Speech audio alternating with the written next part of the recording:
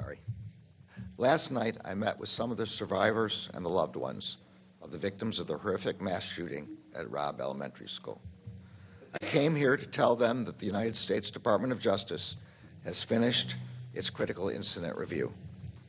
In undertaking this review at the request of the then mayor, the Justice Department committed to using our expertise and independence to assess the law enforcement response to the shooting and to provide guidance moving forward. As I told families and survivors last night, the department's review concluded that a series of major failures in leadership, in tactics, in communications, in training, and in preparedness were made by law enforcement leaders and others responding to the mass shooting at Robb Elementary. As a result, 33 students and 3 of their teachers, many of whom have been shot, were trapped in a room with an active shooter for over an hour as law enforcement officials remained outside. I also told the families and survivors how deeply sorry I am for the losses they suffered that day and for the losses they have suffered every day since. I told them that the priority for the Justice Department in preparing this report has been to honor the memories of those who were taken from them. And I told the families gathered last night what I hope is clear among the hundreds of pages and thousands of details in this report. Their loved ones deserve better. The law enforcement response at Robb Elementary School on May 24, 2022, and in the hours and days after, was a failure that should not have happened. We hope to... The Uvalde mass shooting report. Welcome to True Thursday here on the Rob Maness Show on Patriot.tv Live and the X Spaces simulcast. Welcome to that audience, too. We look forward to your engagement. Well, the truth is hard to find these days. Reporting on gun violence in this country is some of the worst than on any other subject, folks. The media focuses on emotion and questionable statistics. The government focuses on its own priorities, and that can obfuscate the truth. The numbers being reported are often manipulated to fit a left-wing narrative of anti-Second Amendment ideology. The American people, and especially survivors of the victims of mass shootings, deserve the truth, unmolested by political and ideological talking points.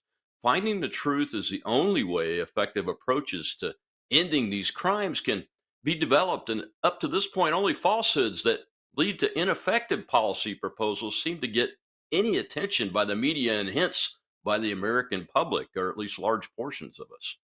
Without the fact-based truth, sound and effective policies will never be developed or implemented. Well, my guest today is Dr. John Lott Jr., an economist and a world-recognized expert on guns and crime. During the Trump administration, he served as the senior advisor for research and statistics in the Office of Justice Programs and then the Office of Legal Policy in the U.S. Department of Justice. Mr. Lott has held research or teaching positions at various academic institutions, and his recent article, The Truth About Mass Shootings, shines a bright light on this subject. Dr. Lott, welcome to the Rob Maness Show, sir. Oh, thanks very much for having me on. I appreciate it. Hey, in that clip that we used for opening was Attorney General Garland talking about the government's Uvalde report that came out. And the things that I noticed was just in watching a little bit of it and skimming through the report, lots of reliance on emotion. They seem to want to push their own perspective instead of and kind of skim over the shooter's actions and more importantly, the solutions or proposals of what may be able to solve that particular criminal's problem before he becomes a mass shooter, and focused on the police response, which was really atrocious. I mean, their report is right, but what gets me is all of these near truths, falsehoods, relying on emotion, relying on statistics that are being manipulated. And I wanted to get your help today walking us through this, and we'll use a couple more clips to hit on those ideas too throughout the show. But first question, though, John, is Why does America need a crime prevention research center, which you founded and you're the head of it? Right. Well, I mean, as you were saying, there's a lot of misinformation, both by the government produces a lot of misinformation in the media. And so we're basically a group of academics, people who've done a lot of research on crime type issues over the years. We know where the data is, and we try to put together accurate data on these issues. It's the only way people can be well informed about it. But, the federal government, the Department of Justice's Uvalde report, really doesn't have anything new as far as the policing actions that wasn't already in the state of Texas report that was released about 7-8 months ago. They have 500 and some pages. They make a lot of comments about assault weapons and things like that in there. But, it's basically a launching pad for President Biden to put out his proposed solutions to these things. And, I want to do something, but I want to do something that works. So, for example, his first solution is background checks on the private transfers of guns. Well, would it have stopped the Uvalde attack? No. Would it have stopped any mass public shooting this century? No. But yet, that's something that Obama and now Biden keep on pushing all the time as the solution to this. You'd think somebody in the media would ask them, okay, is there one of these attacks that it would have solved? And unfortunately, the answer is no. So, beyond that, the second thing that they bring up are these red flag laws, that people who are dangerous to themselves or others, you need to be able to go and take away their guns. The problem with that is, kind of gets to your other question, and that is there's just a huge amount of misinformation about what these laws do and what laws we already have on the books. Every state for 50 years or more has had what's called civil commitment type laws, where if you believe somebody's a danger to themselves or others, you call up the police. Police will come by. If the police believe that there's, quote, a reasonable chance, which is like about 20% probability that the person is in fact a danger to themselves or others, they will take them in for a mental health care evaluation, where mental health care experts will look at the person. And if the mental health care experts concur that there's a, quote, reasonable chance that the person is in fact a danger to themselves or others, there can be an immediate court hearing where if you can't afford a lawyer, one will be provided for you. Evidence will be presented. Mental health care experts, others will testify. They can be cross-examined. And then if the judge thinks, it depends on the state, but if the judge thinks that the preponderance of the evidence is that the person is in fact a danger to themselves or others, the judge has a wide range of options. The judge can go and say, look, I'm concerned. If you go and see a mental health care professional, we'll have another hearing in a week or two and reevaluate the situation. The judge can take away the person's driver's license if he thinks they're going to drive a car through a crowd of people, or he can take away their guns. Or in the most extreme case, he can involuntarily commit the person. The red flag laws, all that happens there is it takes away a lot of the protections. The only thing that the judge sees is a written complaint. He doesn't talk to anybody, doesn't talk to the person the complaint is made about, doesn't talk to the people who made the complaint. And based solely on reading the written complaint, he makes a decision whether or not to take away a person's guns. And then at some later date, maybe up to a month afterwards, there can be a court hearing. But you aren't provided a lawyer if you can't afford it. You talk to lawyers involved in these cases. You're talking about something like $10,000 or so for a hearing. And the only thing that happens to you in that case is your gun is taken away from you. Well, I may want to keep my guns, but is it really worth $10,000 to me to be able to make sure my guns aren't temporarily taken away? And the vast majority of people don't hire a lawyer, and because it's just not worth $10,000 to them.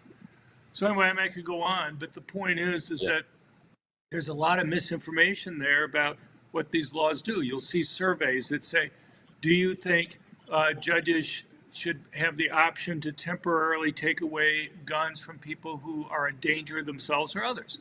And the vast majority of people say yes, but that's Mhm. already the law. It You know, they is. don't say, you know, and they say, well, this shows that most people support red flag laws, but it's just a lot of misinformation there. Absolutely. And unfortunately, a lot of those laws get passed on emotion right after an event, John.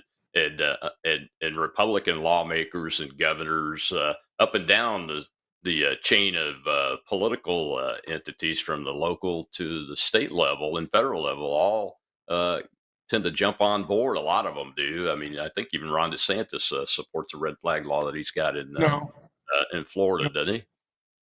no, Or he doesn't support did it. he come out against that? He's against that. He wants it changed.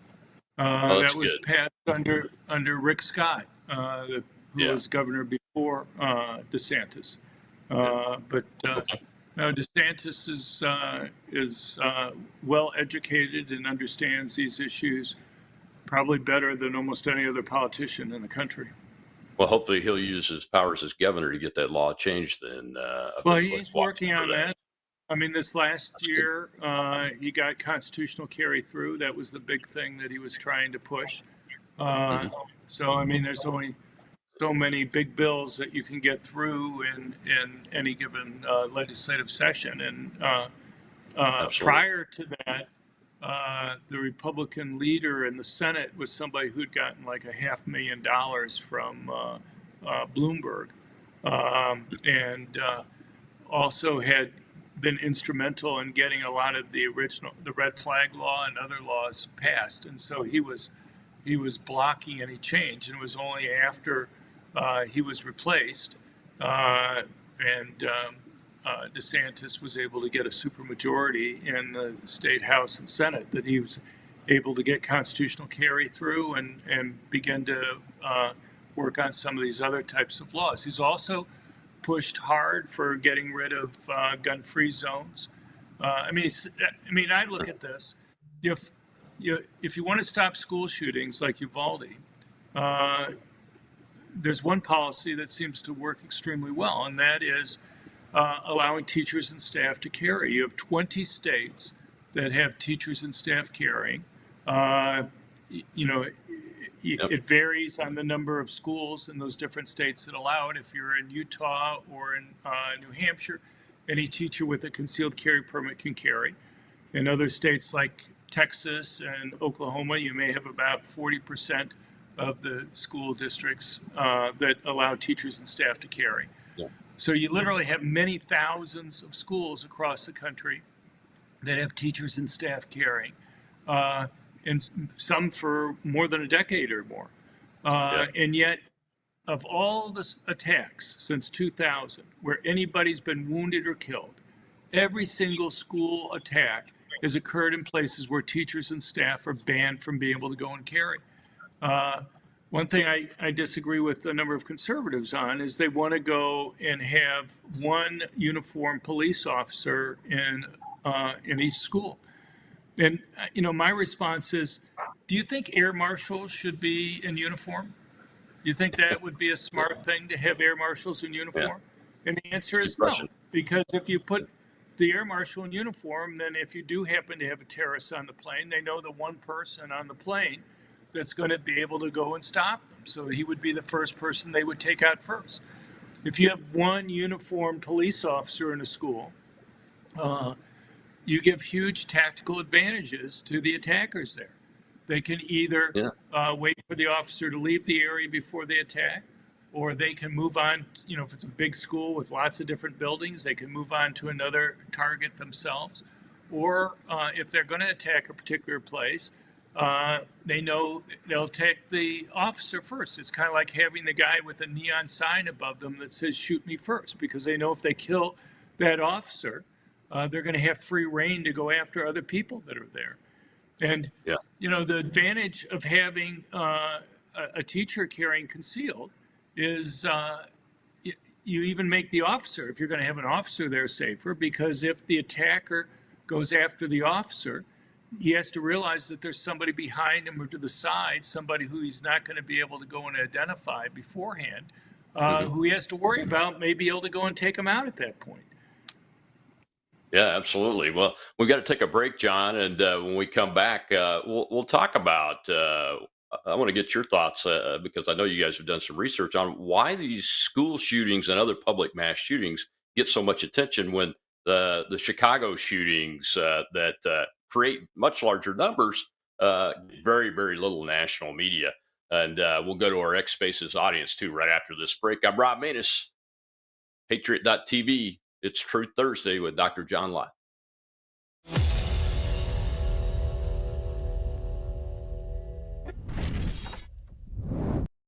The world is about to shift. Banks are going cashless globally with the emergence of central bank digital currency, which will bring with it programmable money and the ability to turn on or off your purchasing power based on your digital social profile. It's like the equivalent of spyware in your bank account. You need to get out of the system with the world's safest and most private assets, silver and gold. Call Kirk Elliott, PhD at 877-547-5743. That's 877-KIRK-PhD.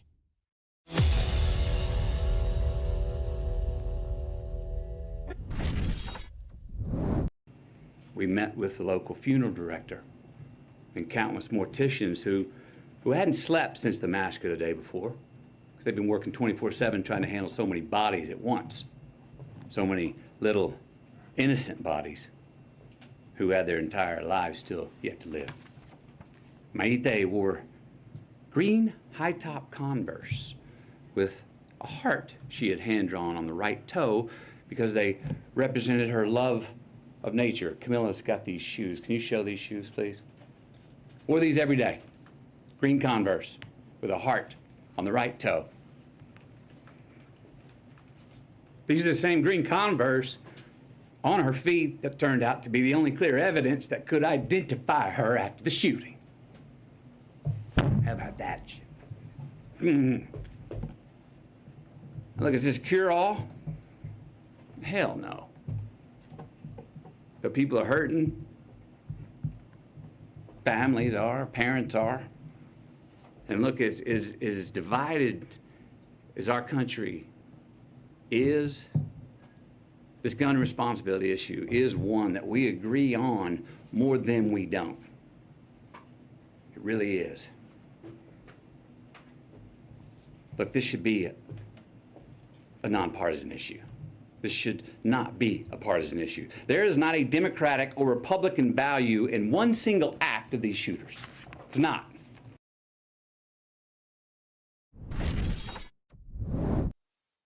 Welcome back to the Rob Maness Show on Patriot.tv Live with our X Spaces live audience. And we're talking with Dr. John Lott today, a gun rights expert and an expert on the media coverage of this stuff. And you know, go ahead, John. I'm a researcher. I'm not a gun rights expert or anything. Basically, I do research. I've been an academic most of my life. As you said before, I was senior advisor for research and statistics in the Department of Justice. Usually, people on the left want to label you as a, gun rights person.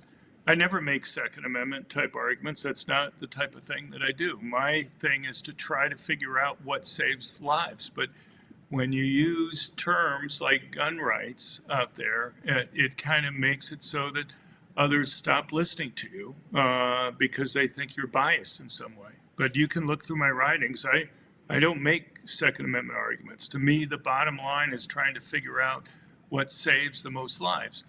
And you listen to something like the person that you just had on, the actor there, and anybody's heartstrings are tugged by those types of things that happen. Everybody wants to stop it, but the question is, I want to do something that works. As we were talking about before with the types of proposals that Biden puts forward, like background checks on the private transfers of guns.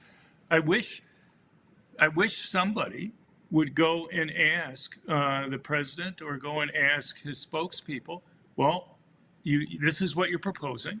Would it have stopped the Uvalde shooting? You're bringing this up as a solution for this. Would it have stopped it? And the answer is no.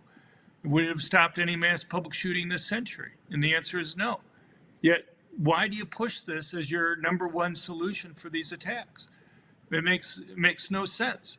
I think it's pretty clear that the reason why they push it has nothing to do with stopping these attacks per se. It has to do with other things. They want to create this national gun registry that they have. About 2 years ago, it was discovered that the Biden administration had put together a computerized database of almost 1 billion transactions involving guns. But the transactions that they have don't get everything, don't get, you giving your son or your nephew a gun or something like that. And so they want to be able to have a complete database on everybody there. And so that's the reason why they're pushing to end all private transfers of guns that don't go through a licensed firearms dealer. The really devastating thing about that clip by McConaughey, he's standing in the White House press room, so he's got the platform, and it's pure emotion. So those methodologies don't come up with solutions that work. Like you said, I've talked till I'm blue in the face about eliminating gun-free zones in schools and allowing any concealed carry permit holder under the laws of that location to be able to carry in a school. I was a parent with a kid in a public school. I wanted to be able to carry, but I couldn't do it. But that's a solution that will work. Some of these folks don't even want to beef up security and put security doors on the at the end of the hallways that open to the outside of the school because they say it's a fire hazard, and like you talked about before, they want to put a uniformed police officer in there. I'm not opposed to that, but that can't be the solution because it won't work, like you said. If you're going to have a police officer, how do we address? My question is, John, how do we address this momentum that gets built on mass shootings at schools, so to speak, but the larger number of kids being killed, especially, is in places like Chicago or New Orleans and gang violence? Sure. Look, emotions carry the day a lot on these types of things. It's the reason why they do it. The point that has to be made is that the emotion is just as strong on both sides. But, I think the media's had a huge role in terms of the debate here. I'll just give you one example, and that is anybody who reads the diaries and manifestos from these mass murders knows, and I forced myself to read these things, and we have detailed information on our website at crimeresearch.org about this, is that time after time, these mass murderers will explain why they picked the targets that they did. You take something like the Covenant school shooter last year in Nashville. The Biden administration has held on to the diaries, so only a few pages have leaked out. But the Nashville police chief, the day of the attack, said he had read it and said that the murderer there actually had another target that they had originally decided to go after, the Greenfield Mall there, but had decided not to do that because there were armed people there and they were worried that they would stop them. So they went after the school because they thought it would be an easier target. You see the same thing with the Buffalo mass murder the year before. He has a long discussion about why he picked the target. Again, he wanted to go to a place where he didn't believe anybody would be able to be armed to stop him. But the media just refuses to go and cover those discussions there. You will not find any national news coverage of the Nashville police chief mentioning why the murderer there didn't go after what had been their original target. These guys may be crazy in some sense, but they're not stupid. Their goal, anybody who reads the diaries and manifestos knows that their goal overwhelmingly is to commit suicide, but to do so in a way that will get the media attention. Time after time, you'll see them say things, if I can only kill more people than such and such did, I can get even more media attention. Or they'll say things like, at least my name will be in the history books. And so they know the more people they kill, the more media attention that they're going to be able to go and get. And so they go to a place where they know their victims can't defend themselves, and they explicitly talk about it.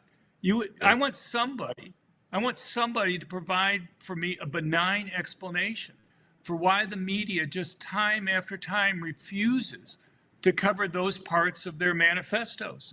The media covers their manifestos, often in a very biased way in other aspects of it.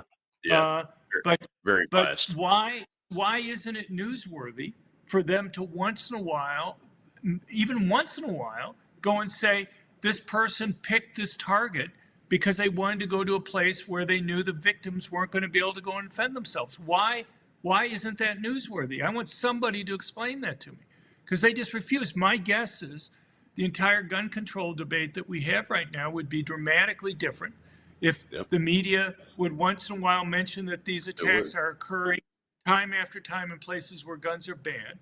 It would be dramatically different if once in a while the media would go and say, not only do they occur and guns are banned, but these guys are saying they explicitly picked a target where they knew their victims weren't going to have guns. You know, you take something like the Nashville Covenant school shooting in Tennessee. If you violate these school gun-free zones, it's up to 6 years in prison. For you and I, you mentioned wanting to carry a gun when your child went to school. If you violated that and you face 6 years in prison, your life would be completely changed. That would be a massive penalty for you. It would make a huge difference in your life.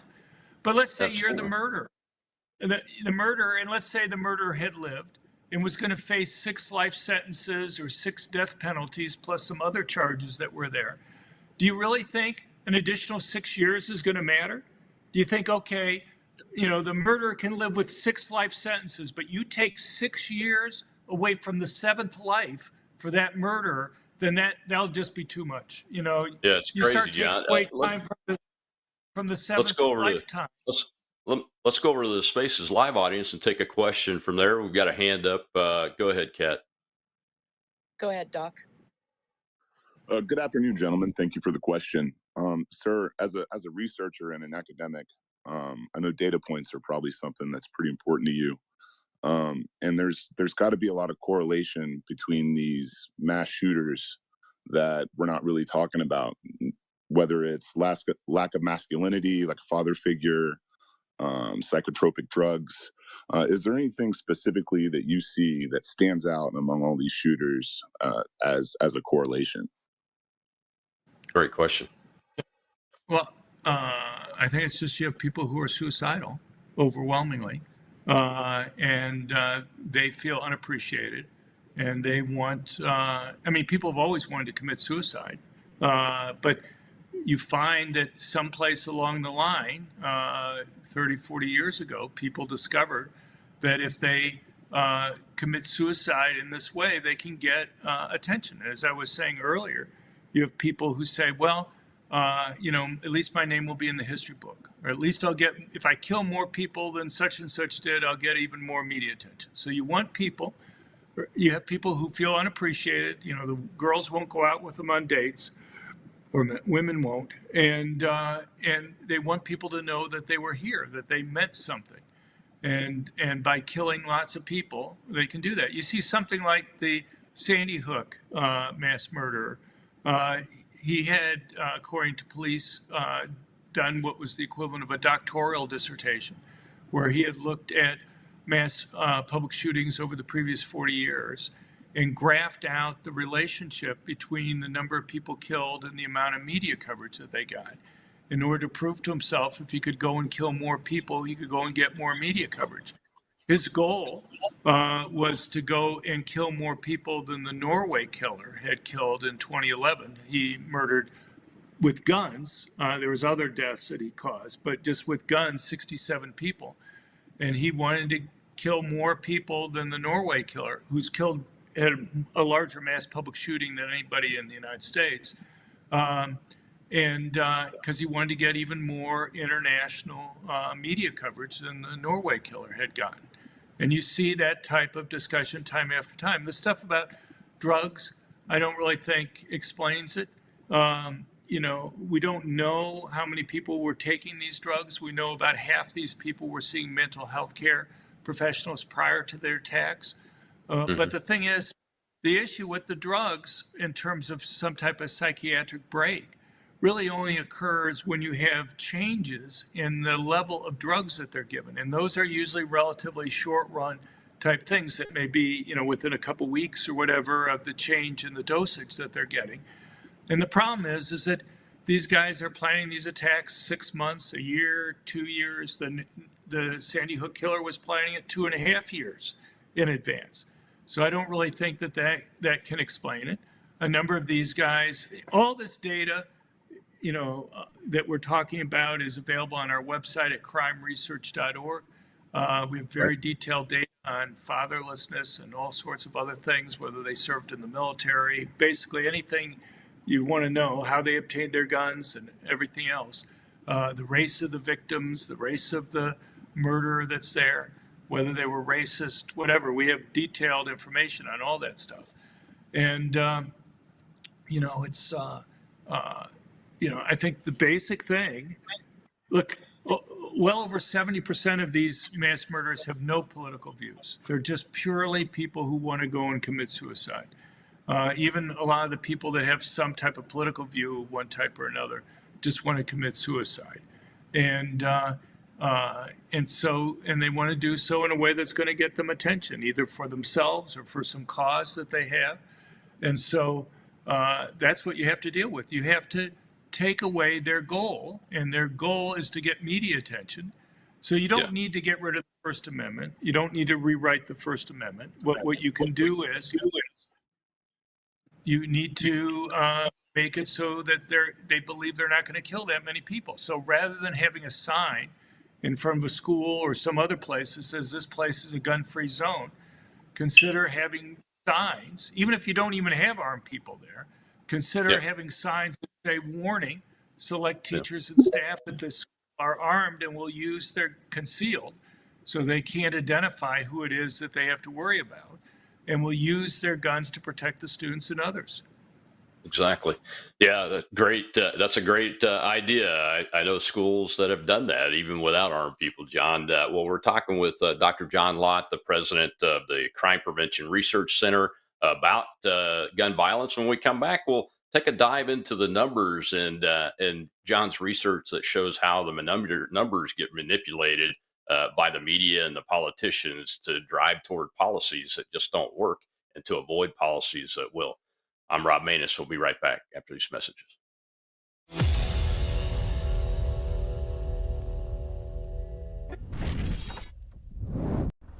When I grow up, I want to work for a woke company, like super woke. When I grow up, I want to be hired based on what I look like, rather than my skills. I want to be judged by my political beliefs. I want to get promoted based on my chromosomes. When I grow up, I want to be offended by my coworkers and walk around the office on eggshells and have my words policed by HR. Words like grandfather, peanut gallery, long time no see, no can do. When I grow up, I want to be obsessed with emotional safety and do workplace sensitivity training all day long. When I grow up, I want to climb the corporate ladder. Just by following the crowd. I want to be a conformist. I want to weaponize my pronouns.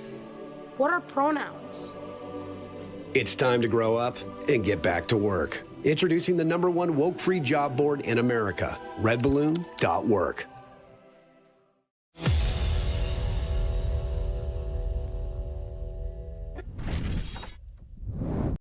Well, this deadly rampage is the 27th school shooting to happen so far this year. It is part of a troubling rise in active shooting incidents in the United States. NBC News national security correspondent Ken Delanian joins us now. Good morning to you, Ken. The FBI data shows active shooter incidents have surged to new highs in these recent years. How does this latest school shooting compare with what we have been seeing?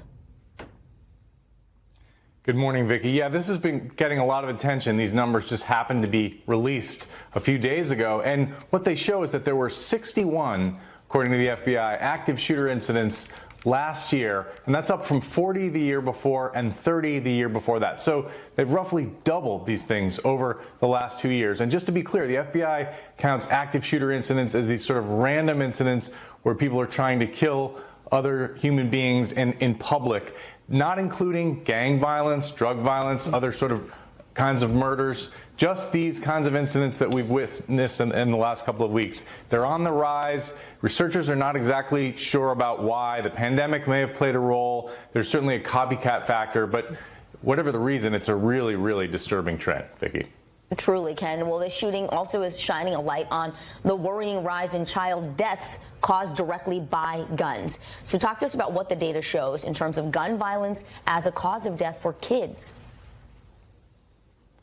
This is really eye-opening. The data is a little old on this, but in 2020, for the first time, more children were killed by gun violence than in car accidents. For years, car accidents were the leading cause of death for children, which makes sense. In 2020, that changed, and the numbers are shocking. Of around 45,000 people killed by guns every year, or in 2020, about 4,300 of them were children. And that's obviously not just mass shootings, that's accidents, that's murders, that's all sorts of gun deaths, but just an astounding number that most Americans probably don't think about on a daily basis, but there it is. Welcome back to the Rob Maness Show Live. It's Truth Thursday, and we're talking with the president and founder of the Crime Prevention Research Center, Dr. John Lott Jr., about these issues. And John, I call that clip the conflation clip because it conflated at least three different issues together and tied them all to the Uvalde shooting, which was a mass public shooting event. But almost all of the things that they were talking about were really not mass public shooting events in that clip, were they? No. Well, look, a mass public shooting is 4 or more people killed in a public place, not involving some other type of crime like a gang fight over drug turf or a robbery. The active shooting data, where they're talking about 61 cases from the FBI, those are similar, but it's like any time a gun is fired in public, not, trying to harm somebody else, anything from a shot fired and missed, all the way up to a mass public shooting.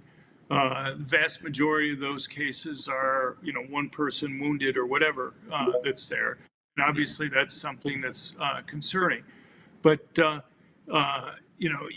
if you look at mass public shootings, and the active shootings also exclude robberies or gang fights over drug turf, and also have public place. The difference is in the number of people hurt there.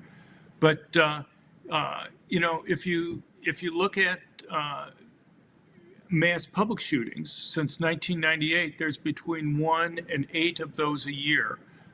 The average is something over 3 a year.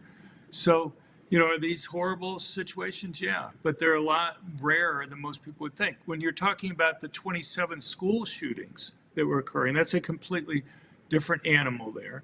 That's from data from places like the Gun Violence Archive, which is a gun control group, and they define it yet differently. They look at 3 or more people injured and or killed. So injured doesn't even necessarily mean shot.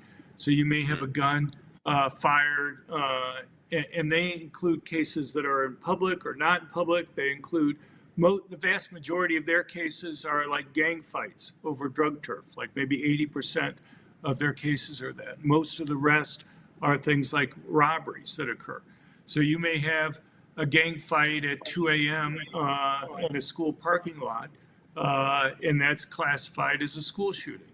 Are those bad? Yeah, sure. Gang fights over drug turf bad? Yeah, sure. Nobody wants to have anybody get injured or killed or wounded or anything else from any type of attack. But what I would argue is that the causes and solutions for trying to stop drug gangs fighting against each other over drug turf are dramatically different than you're going to have for these other types of mass public shootings that we're talking about.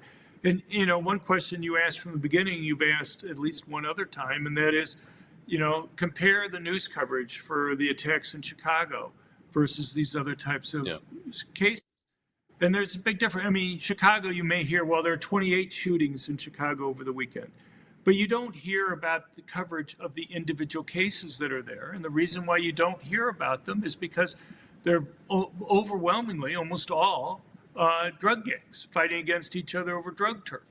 And while, again, you don't like stories where people get killed, even if they're drug gang members, having drug gang members shoot it out against each other just doesn't have the emotional connection with people as somebody going into a mall or a restaurant or a school or a movie theater with the sole desire to go and shoot and kill.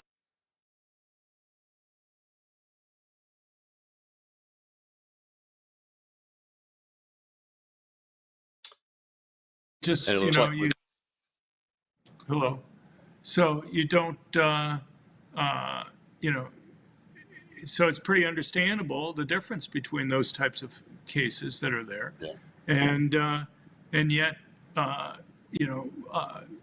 what you often have happen is what we just saw in this news report. They'll talk about Uvalde, and then they'll say, and we've had 550 mass shootings over the course of the last year. Biden does that regularly. The problem is that the data that he has is this measure from the Gun Violence Archive, and it's kind of really comparing apples and oranges. Again,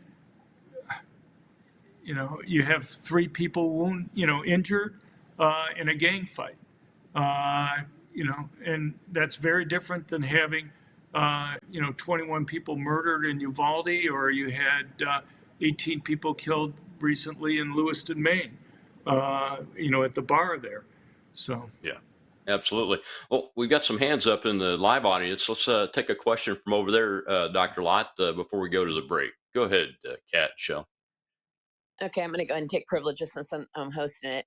I'm colossally tired of Democrats like Hakeem Jeffries, who constantly gaslights the American people over stats on gun violence with kids.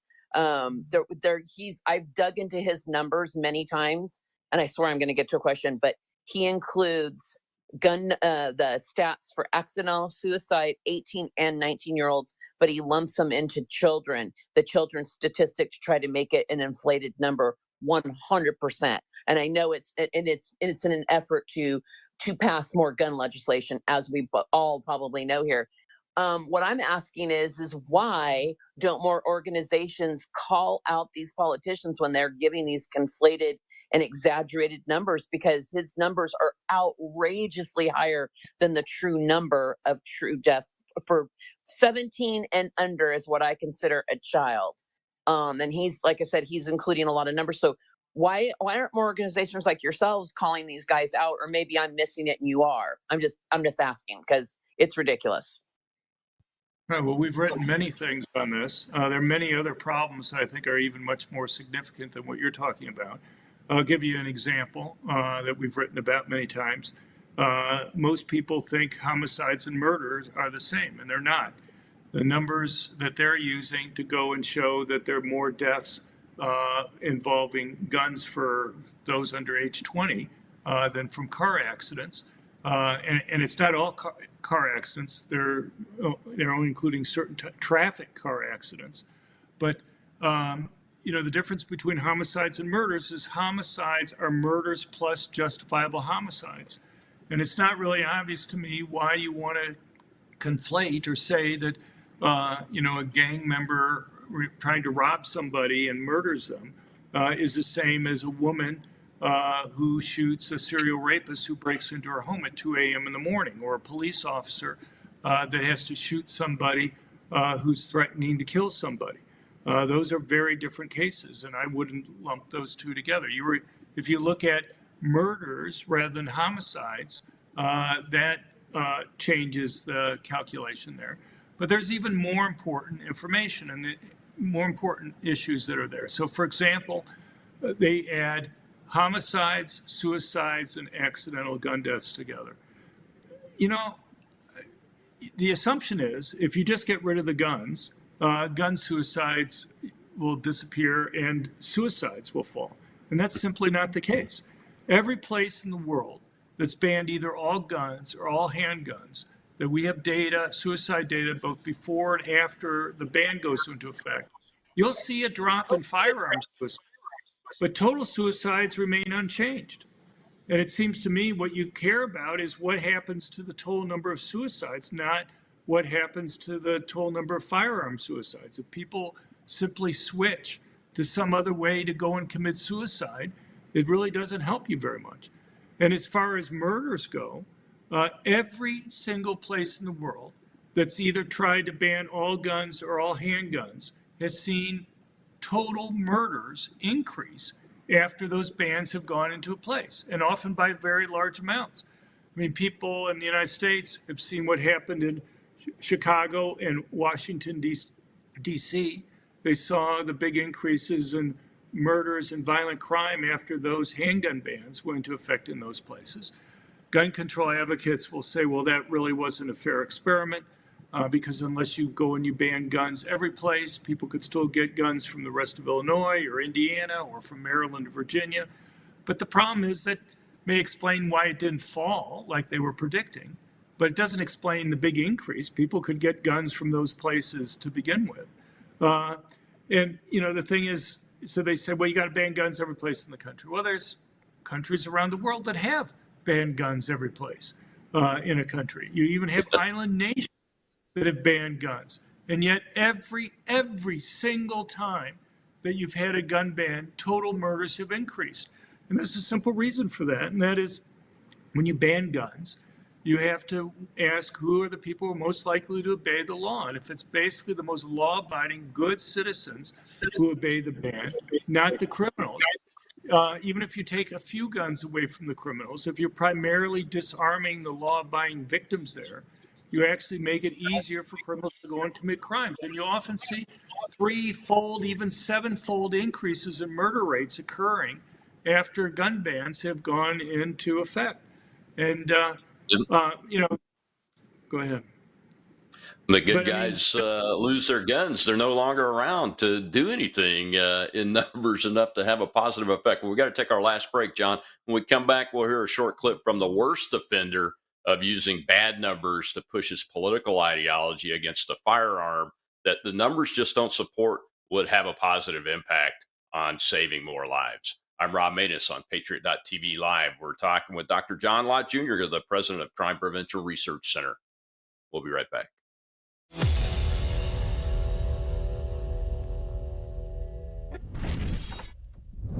What if this happened to you when you're alone? Or what if it happened here? With MedGuard Alert, you're never alone. You can connect with medical professionals anywhere, anytime. And now MedGuard is introducing our exclusive new Care Watch. If you need help quickly, use it from anywhere to contact medical professionals. No cell phone required. The Care Watch is not only a life-saving medical alert device, it's a revolutionary health monitoring system that checks your blood pressure, heart rate, oxygen saturation, and much more. And here's the best part. If you have Medicaid, you may qualify to get your Care Watch for free. The Care Watch is only available through MedGuard Alert. Call us right now. We have monitoring programs starting as low as $1 a day. The call is free, activation is free, shipping is free, and no contract is required. Remember, with Medicaid, you may qualify to get your Care Watch for free. Don't wait. Call us to get your Care Watch right now. Operators are standing by.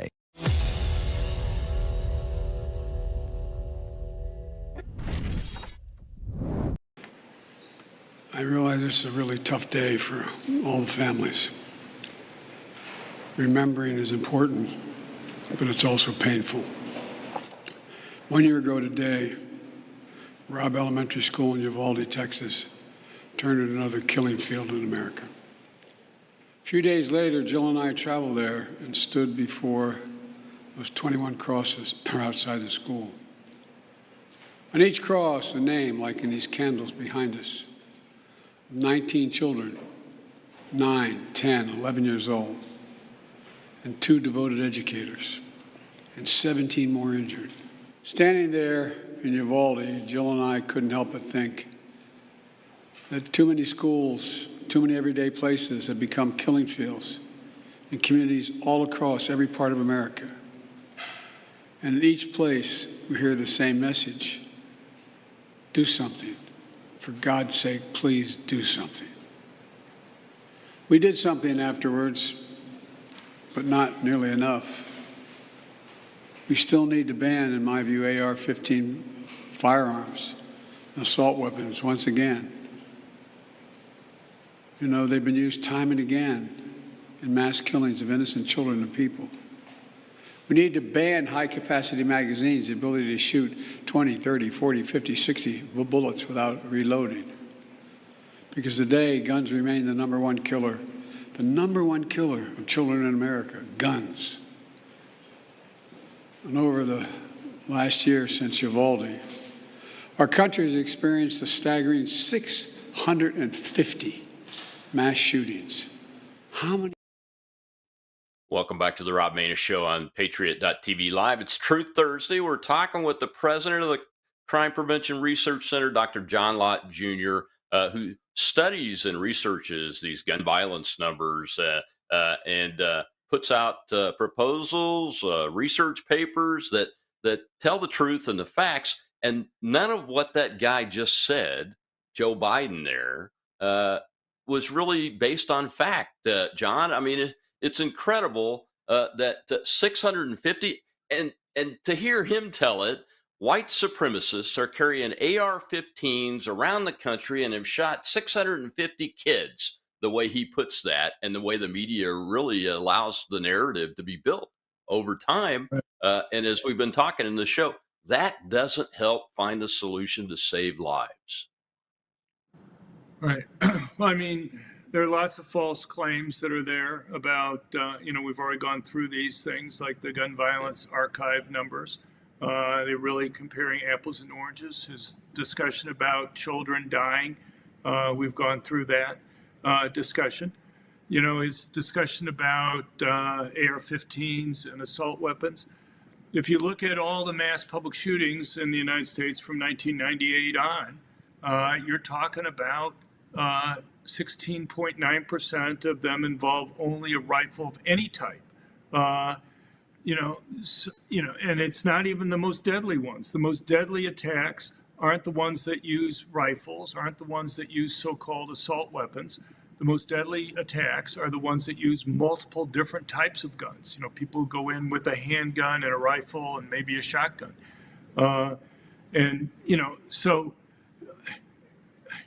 Again, I don't know what to do about this stuff. I mean, we constantly put out this stuff. People can find all the information we've been talking about on our website at crimeresearch.org. I wish there was some way to kind of break through and kind of deal with the media on this stuff, but we haven't. It's the media, works hand in glove with groups like the Gun Violence Archive. You go and do a Google News search on Gun Violence Archive, and top media all the time are using them as a source. But just give you a little bit of background on the Gun Violence Archive. About a year and a half ago, through a Freedom of Information Act request, it became public that the Gun Violence Archive had been lobbying the Centers for Disease Control to remove data on the rate of defensive gun uses from their website. And the Gun Violence Archive gave as an explanation for why that needed to be removed. They argued that the Centers for Disease Control having that data up there made it more difficult for the Gun Violence Archive and other gun control groups to go and get past the different types of gun control laws that they want to get past. The notion that you would go to a scientific organization, at least one that claims to be a scientific organization like the Centers for Disease Control, and go and argue whether they should put out information should depend on whether it makes it easier or harder to go and pass particular types of gun control laws that people want. This seems inappropriate for the Centers for Disease Control to consider that, and it seems inappropriate for anybody to make those types of arguments to the Centers for Disease Control. But I mean, I suppose it's not too surprising. I mean, after all, it became public that the Centers for Disease Control was, letting the teachers' unions go and help determine their policies with regard to whether schools would remain closed or not during COVID. Obviously, politics were involved with that too. But I mean, the Biden administration was instrumental in getting the CDC to talk to the Gun Violence Archive. So, the Gun Violence Archive wants to go and argue that the only way to really measure the number of defensive gun uses in the country is by looking at news stories. They think that, the 2,500 news stories that you'll see across the country in any given year represents all the defensive gun uses. I mean, it's just a joke. I mean, you only have about 23% of violent crimes are reported to police. What Right. percent of even that 23% do you think get reported by the media? It's just a tiny, tiny fraction. I mean, even if they wanted to devote whole newspapers to just crime stories, there's no way they could cover any more than a fraction of that 23%. But I'll give you another example, and that is something that we've gone through in detail in past reports. If you look at the defensive gun use stories in the media, we did a deep dive in 2001. Over half of their stories involve instances where the defensive gun use resulted in the death of the attacker. 42% of the defensive gun use stories involve instances when the attacker was wounded. And only 4% of the defensive gun use stories involve instances where the attacker was held at gunpoint until the police were able to arrive. Were simple brandishing, I'm sorry, and half of those were the criminal was held at gunpoint. Now, the best evidence that we have indicates that it's not 4% of defensive gun uses involve brandishing, but like 95% of defensive gun uses involve brandishing.